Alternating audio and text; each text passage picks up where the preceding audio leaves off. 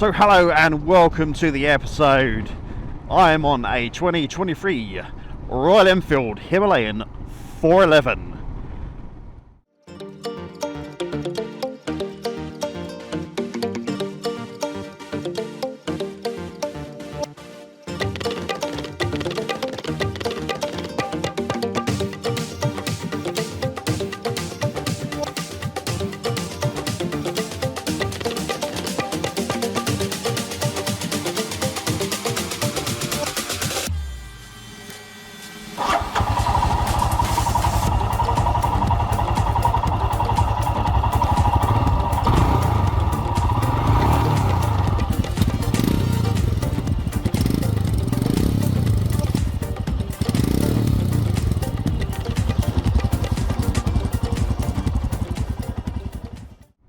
You should buy one of these now.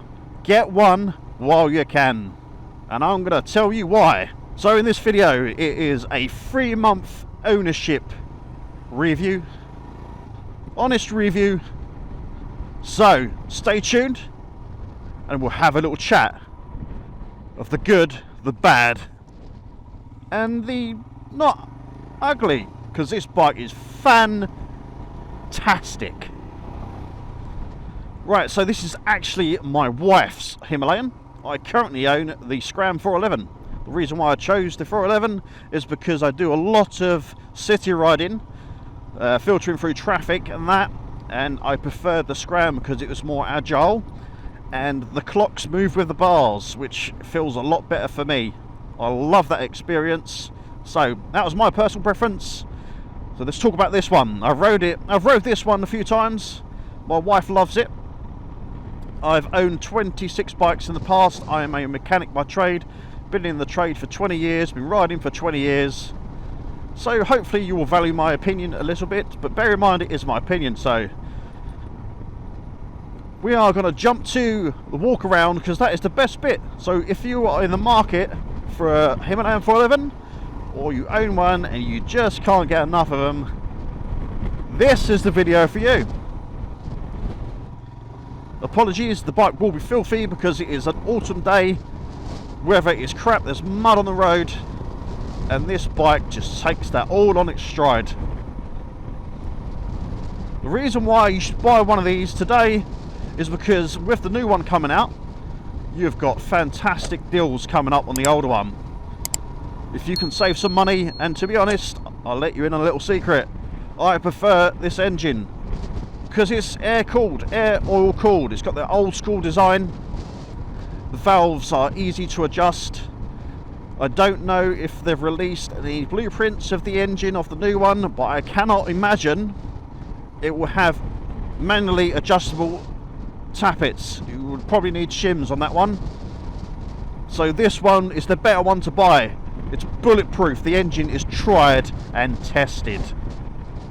It's got enough performance. There's so much traffic on the roads these days. In Wales, they've already reduced a lot of roads to 20 mile an hour. You don't need the speed. You don't need the extra benefits of the new Himalayan, the water-cooled one. This is the one. Honestly, as I said earlier, we are going to pull over and we're going to have a little walk around. A very windy day. I do apologise. So I'll catch you then. Right, I'm going to switch to the DJI camera for a better view. Right, so there he is. I'll say a he because that is what my wife has decided. Name is Darth Vader because it's stealth black. Lovely colour. Nice matte finish on the tank with a nice glossy finish on the front. I think it looks brilliant. Absolutely brilliant. Lovely looking bike. Could take on all terrain. It's just got that military bulletproof feel to it, you know. Look at the clocks here. This is the startup sequence. This one has had its first service, which I've done a video on. Actually, my wife done it, so we've done it together. It's done 308 miles. You got a temperature display, outside display, which is I think is brilliant. You don't get that on the Scram. You've got a clock, you've got a rev counter, gear indicator, nice clear fuel gauge. As far as instruments go, there's a lot more on the Himalayan than there is the Scram. Switch gear, good quality, solid plastic, got hazards, kill switch, all your usual stuff. Right, so the seat height is 800 millimeters. It's 5 millimeters taller than the Scram 411, but the preload is set to 1 on this, and there is a 5mm sag, so it actually feels lower than my Scram. So if you are having trouble and you think the Scram would be a better choice, but you really want the Himalayan, just adjust the preload and you'll get a bit of sag, and it'll actually feel better. You feel more planted on this. You've got 200mm suspension travel, whereas the Scram's got 180mm. So you've got a little bit more ground clearance as well on the front. Not a dramatic difference, you don't really notice, to be honest with you. The main benefit is you've got the bigger front wheel, so you can get over like potholes and that should you be taking this off-road. You sacrifice a little bit of agility, but not too much. It's a very stable motorcycle thanks to that bigger front wheel. I think if you're doing a lot of touring and stuff like that, this would be the better one over the Scram, because you've got this cockpit area, you've got a lot of stuff on there. You can get a GPS mount at the top, where the Scram is quite clean at the front, so you can't really put a lot of accessories and stuff on it. This is a nice enclosed area here. This screen, I will say now, is absolutely crap. Honestly, riding my Scram back to back with no screen, you got nice clean air on the Scram. This one creates a lot of turbulence. I don't know how that passed any sort of QC. It's pointless. Pointless bit of screen.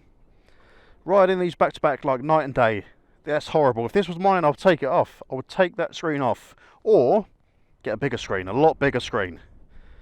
So that was the first thing you'll need. If you notice a lot of wind, I mean, it could be personal preference. I've got quite a long body. I'm only 5'9" though, 29" inner seam, so I've got quite a long body, short legs. Could be different if you're a bit shorter. Yeah, so that's a downside. The screen is crap. We've got a 2-piece seat. You've got the centre stand on this, which is a massive advantage because it makes maintenance a lot easier. Let's have a look under the seat while we're here. Now y'all like to see the seat. Not the seat, but under the seat. Right, that's the first part off. You take the rear off. Got the toolkit in there, which Royal Enfield toolkits are one of the best toolkits I've ever experienced on a motorcycle. You can do everything with their toolkits. Very much the same as my Scram. Got all the relays and stuff in there. You get no issue with relays. I don't know what that is all about. I've never had experience with dodgy relays. I keep them the same. I haven't cleaned the grease. I think that's a Euro 5 problem. Nothing to do with the relays. I've had an Interceptor in the past. I've had a couple of Royal Enfields. Never changed the relays. Never had issues. But that could just be me. But I'm not going to waste money on relays. I mean, at the end of the day, Royal Enfield wouldn't keep producing the same relays if they had issues, would they? Again, same as my Scram, the exhaust discoloured. Not great. You could probably clean it up, like I say, with water sole or some wire wool. Tyres are great. It's a crappy day today. Slippery, but they do fill you with confidence. They are Seat, which is similar to Pirelli. I don't know if they're the same company or they're superior, but they are very similar to Pirelli's. Brakes as well, Brembo's. They're Bribey, which is by Brembo. So, good quality brakes, really. Don't be sucked into, don't follow the herd and the hype. You don't need a Japanese motorcycle these days. The quality of Royal Enfield, they've got more passion in these motorcycles. I've noticed quality has dropped in certain Japanese manufacturers, and quality on these motorcycles have dramatically risen. For instance, look at the welds. How much better are they? If you remember when TMF reviewed one of these when they first came out, how crap did them welds look? But now the worlds are brilliant. Look, the quality is getting better. You got to bear in mind when Japanese come over here in the 60s or 70s, whenever it was, the quality wasn't as good as it is today. So don't always discourage cheaper quality motorcycles. They need your support, and they are great motorcycles. 15 litre tank, that will do 185 miles from fuel light to fuel light, which is brilliant. You need that in today's economic crisis. Cheap to run, runs an E5 E10. Now it's freaking raining, fantastic. I'm going to do some drive-bys. I'm going to jump on it, see what it looks like with me on it. I'm 16 stone, I'm heavy. So, give you an idea if you're a bigger guy and you're worried about you being out of proportion, so you can have a look, see what you think. Let's set the tripod up and I'll catch you in a bit.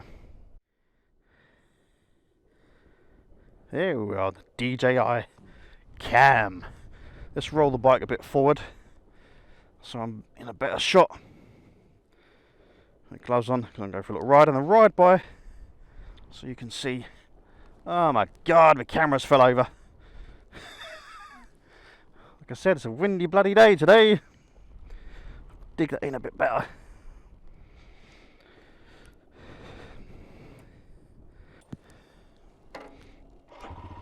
Oh, it starts on the button. Fantastic motorcycle this. You can see, such a comfortable neutral position. It's like you're sitting on an armchair or like an office chair.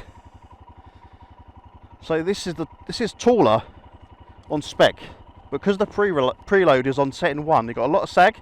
Watch the sag. See? And I can flat foot it. It actually feels lower than my Scram. So if you are concerned, like I said, you can adjust the sag. Such a lovely position. Let's go for a little ride by. Oh, that wind. That wind is not great. Hopefully the camera stays upright.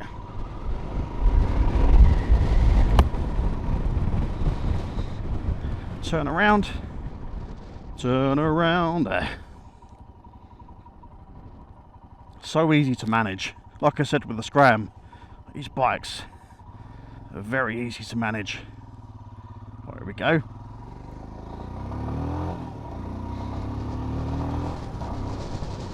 Great. Looks fantastic. Lovely bike. So easy to live with.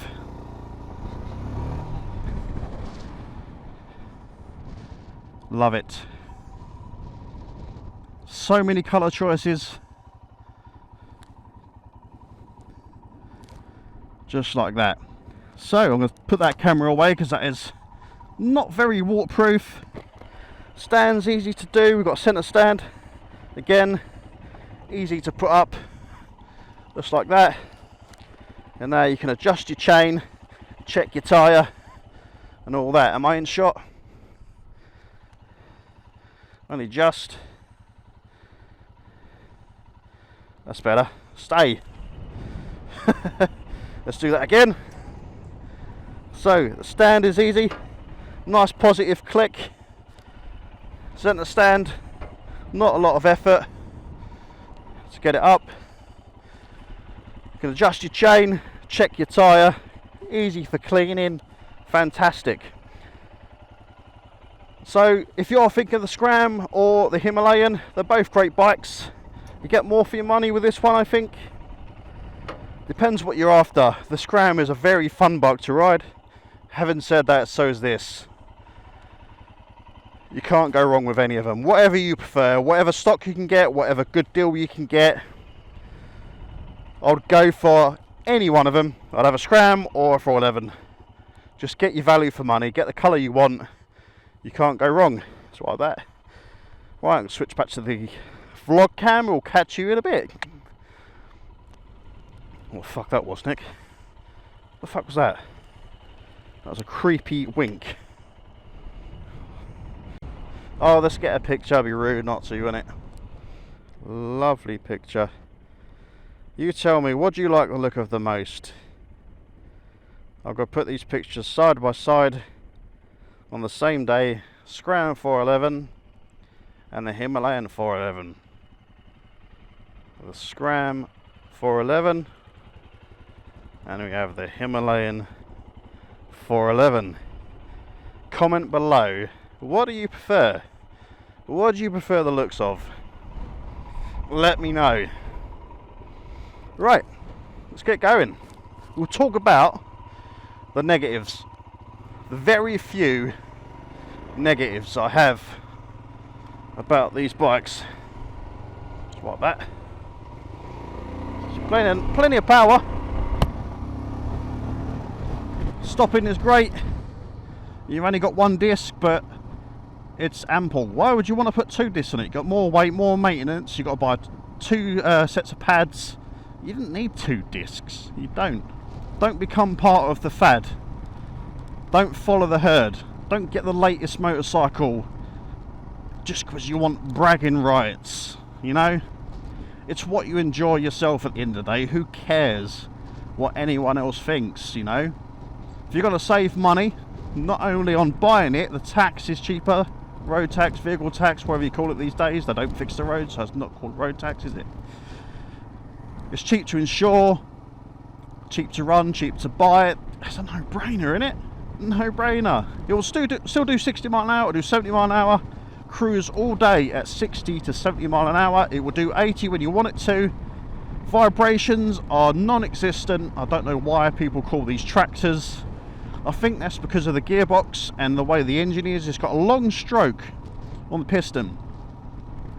And with the gear ratio, it seems to pull in any gear. It doesn't struggle. It reaches torque, maximum torque at 4,000, which is about 32 newton meters. It doesn't sound a lot, but honestly, it's all you need. If you're going off-road as well, you don't need a lot of torque. This will climb a hill and get over obstacles better than a bigger bike. You ain't got that massive weight, unnecessary power. Got no traction control on this, but you don't need it. It's all with a throttle. And you'll have to do something dramatically wrong to spin the wheel on this. ABS is compulsory, comes as standard on all new motorcycles over 125. The only negatives I have on this particular motorcycle is the dash. It steams up a lot. It's really bad. This is the worst one I've seen. This was steamed up as we left the showroom. But Royal Enfield don't do nothing about it. They're all like it. That's what you'll get. They're all like it. It's a bit of condensation. It doesn't affect performance, or it doesn't damage nothing. That's just how it is. I'm probably sure there's something you can do. Take the clocks apart, put one of them little silica gels in there, put some chalks in the back. I don't know. But yeah, I've not looked into it. There's another downside. I'm trying to think of the negatives. Oh, the screen. Forgot. How could I forget that screen? Screen is absolutely crap. Royal Enfield really need to do something with that screen. They need like a bloody wind tunnel session test to sort that bloody screen out. So that's crap. Absolutely crap. You'll need to either take it off or get a larger screen. Then you've got to be careful because it might catch the mirrors. Mirrors are okay. They're very fragile. You hit them when you're moving it around. They get in the way and they bend really easy. Like that tilts really easy. So they're not the best mirrors, and I don't like the fact it says objects in the mirror appear closer than they actually are. That's common sense. Why have you got to write it on the bottom of the bloody mirror? Standing up on this motorcycle, very comfortable. Much better than my KTM 390. Almost as good as my GS 390. GS 390, GS 1200.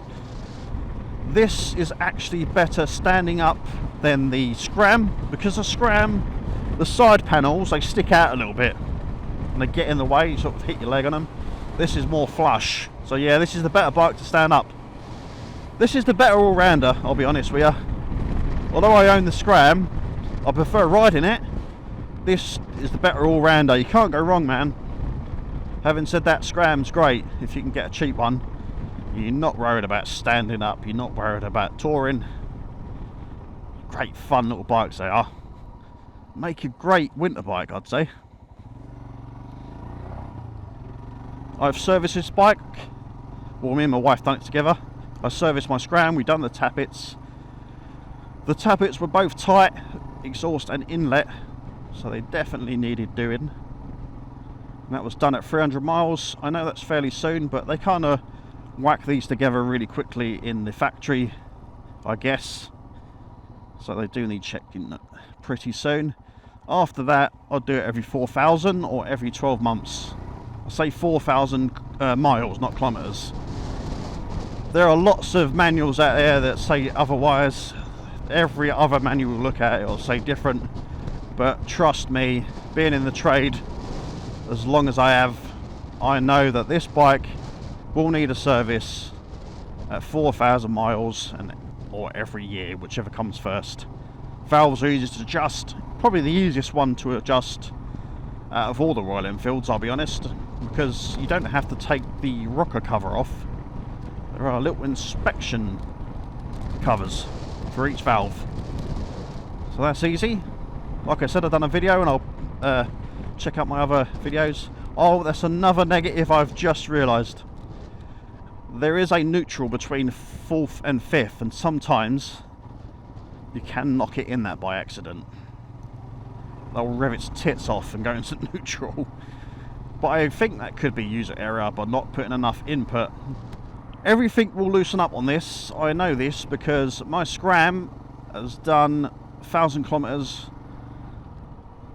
This one has done 500 kilometers, and the clutch lever feels heavier, the brakes are not as good, and the exhaust doesn't sound as throaty. So after 1,000 kilometers, all that changes. The bike gets a lot better, it feels a bit quicker, the exhaust pops between gears sometimes and it gargles, it's got a deeper tone. The clutch gets a bit lighter and the brakes get better as they bed in. So if you've just brought one and you're a little bit underwhelmed with things, like you say the clutch is a bit, just live with it for a bit, that will loosen up and get a lot better. The Himalayan is slightly heavier than the Scram, about 6 kilograms I think, and I'll be honest, you do feel that. It feels a little bit clunky, cumbersome when you're pushing around, because you've got these big heavy bars that are quite high up, and you do notice that. Not enough to make me want to not buy one, but you notice it, it's a little bit heavier. Whereas a Scram just feels a little bit lighter. Well, it is lighter, but you can feel that when you're pushing it around. But when you're riding it, you don't feel that at all. Yeah, you can see the clocks now steaming up quite a bit. I imagine in other countries where the climate is warmer, it's pretty damp in the UK, and I live on the East Coast. But if I had the choice to choose a used Japanese bike, such as a Honda or whatever, or a brand new one of these, I would get a brand new one of these, because currently in the UK, I don't know what it is in different countries, but you get 3 years warranty and 3 years breakdown cover, which I think is great. Royal Enfield are a very passionate company. The bike's got a lot of charm. It offers that joy most motorcycles lack. It feels a little bit more than just a commuter and a bit than an A to B. I don't know, just the sound of it, the retroness of it, air cooled, oil cooled. Same with my Scram 411. The throttle has got a lot of travel. I'm not talking about free play, I'm just talking about from 10% to 100%, you've got to twist the throttle quite a lot. So when you're traveling at 60 and doing a lot of miles, your wrist gets a little bit of cramp. Hence why I've got a cramp buster on it. Well, Joe has as well. We've both got the cramp busters. You don't have adjustable levers, which is pretty annoying. I would feel like I need to adjust this one because I've got a bit of fatigue in my wrist after going through traffic. so it needs to come in a little bit. Nothing major though. Overall, a great package. You can pick these in loads of colours. They're on the showroom floor, ready to take away after you put a deposit on one. They'll check it over and you'll get it within a week normally. You don't have to wait months and months for it to come in, been shipped over. Put your order on one. These are available to the masses, and that's how it should be. Great bikes. So on that note, I am gonna end the video. Thank you for watching. Appreciate you if you have made it to the end. Definitely worth a subscription to the channel. It's free, and we're more like a vlog channel because I ride with my wife. We do a lot of stuff, vans and all sorts, so you never know what's coming. There's something for everyone. So like the video if you liked it. Until then, I've been Nick, and I'll catch you on the next episode. Ride safe, guys.